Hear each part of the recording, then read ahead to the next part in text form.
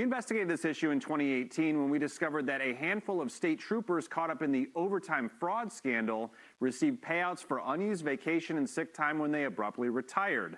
For instance, a lieutenant charged with stealing from taxpayers cashed out 10 weeks of vacation and more than 400 sick days, which added up to an $80,000 lump sum.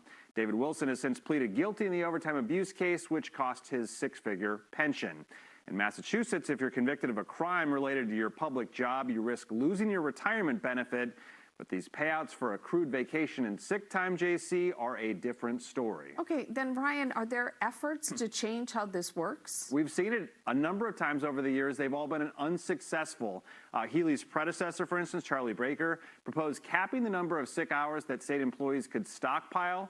But as of now, it's still unlimited, and the portion of unused time you get paid upon retirement is negotiated into collective bargaining agreements with you. They've been trying but unsuccessful. Look, I'm going to keep saying it until I'm blue in the face, and I don't turn that shade. If people can't look at this and say, there's a lot of funky shit going on, because, look, the fact of the matter is this, right? If there's nothing in the law saying that they cannot do that after being convicted of whatever have you, they can't just go and take it, well, you did it wrong.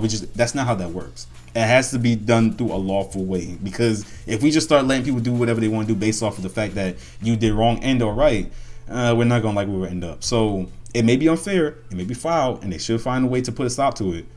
But if there's nothing in the law saying that they can't do that, there's nothing you can really do. Nothing that you can do. And that's the sad part.